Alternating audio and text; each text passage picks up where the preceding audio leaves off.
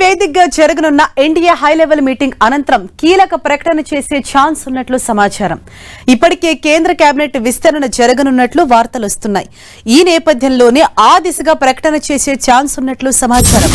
దీంతో కేంద్ర కేబినెట్ విస్తరణ వార్తల ఊహాగానాల నేపథ్యంలో టీడీపీ ఎంపీలు అప్రమత్తమైనట్లు తెలుస్తోంది. కేబినెట్ విస్తరణ కోసం టీడీపీ ఎంపీలు ఆశగా ఎదురు చూస్తున్నట్లు తెలుస్తోంది.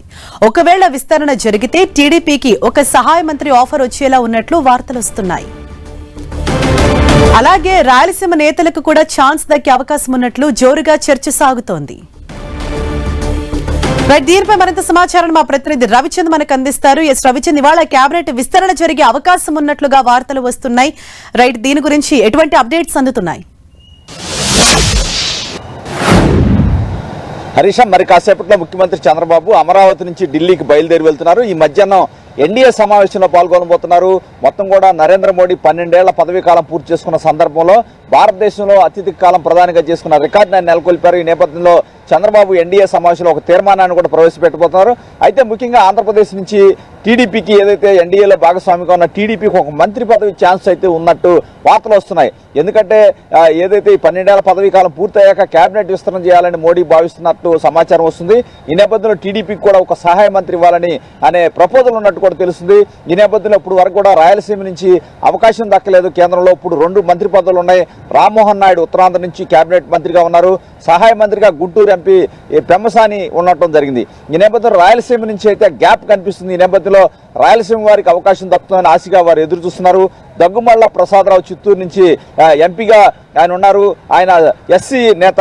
అదేవిధంగా హిందూపురం ఎంపీ పార్థసారథి కూడా రేసులో ఉన్నారు. ఆయన సీనియర్ ఎంపీ. ఆయన కూడా గతంలో 3వ ఎంపీగా పనిచేస్తున్నారు. ఆయన గతంలో కూడా ఎమ్మెల్యేగా పనిచేసే సీనియర్ నేత. బీసీకి అవకాశం ఇస్తే ఆయనకు కూడా ఉండే అవకాశం ఉంది.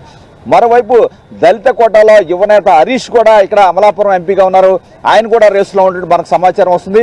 ఈ విధంగా ఈక్వేషన్స్ అన్ని కూడా ఉన్నాయి. అయితే చంద్రబాబు ఢిల్లీ వెళ్ళిన తర్వాత ప్రధానితో మాట్లాడిన తర్వాత ఎన్డీఏ మీటింగ్ అయిన తర్వాత వారు ఇచ్చిన ప్రపోజల్స్ బట్టి ఏ అంశాల గురించి మాట్లాడబోతున్నారు, కేబినెట్ విస్తరణకి టీడీపీ అంగీకరిస్తుందా అనేది చూడాల్సిన అవసరం ఉంది. ఎందుకంటే చంద్రబాబు ప్రతిసారి కూడా రాష్ట్ర ప్రయోజనాలకే ప్రథమ ప్రాధాన్యత ఇస్తున్నారు. ఎట్టి పరిస్థితుల్లో కూడా పదవుల విషయంలో ఆయన పట్టింపు లేదు. ఇంతవరకు కూడా కేంద్రాన్ని పదవులు కావాలని ఎప్పుడు అడిగిన సందర్భం లేదు. ఈ నేపథ్యంలో చంద్రబాబు ఈ సహాయ మంత్రిని అంగీకరిస్తారా లేదా ఆంధ్రప్రదేశ్కి సంబంధించిన పనులు కావచ్చు, అనేక అంశాలు ఇక్కడ పెండింగ్ అంశాలు ఉన్నాయి. వాటికి సంబంధించి కేంద్రం నుంచి ఇదోదిక సహాయాన్ని రెగ్యులర్గా పొందుతున్నారు. ఈ నేపథ్యంలో పదవులు తీసుకోకుండా రాష్ట్ర ప్రయోజనాలే పరమావధిగా ఆయన పనిచేస్తున్నట్టు మనకు కనిపిస్తుంది. అయితే ఎంపీల మట్టికి చాలా ఆశాభావంతో అయితే ఎదురు చూస్తున్నారు. ఒకవేళ మహిళకు అవకాశం ఇవ్వాలనుకుంటే బైరెడ్డి శబరి కూడా రేసులో ఉన్నట్టు, నంద్యాల ఎంపీ కూడా రేసులో ఉన్నట్టు కూడా ఒక ప్రచారం అయితే జరుగుతుంది. మరోవైపు ఏదైతే ఇక్కడ జనసేన నుంచి కూడా ఒక సహాయ మంత్రి ఆఫర్ ఉన్నట్టు కూడా ప్రచారం జరుగుతుంది. కానీ వారు సున్నితంగా కేంద్ర కేబినెట్ లో చేరడానికి సుముఖంగా లేరనే వార్తలు వస్తున్నాయి. ఈ నేపథ్యంలో ఎంపీలు అయితే చాలా ఆశగా ఎదురు చూస్తూ ఉన్నారు. Right, thank you Ravichand.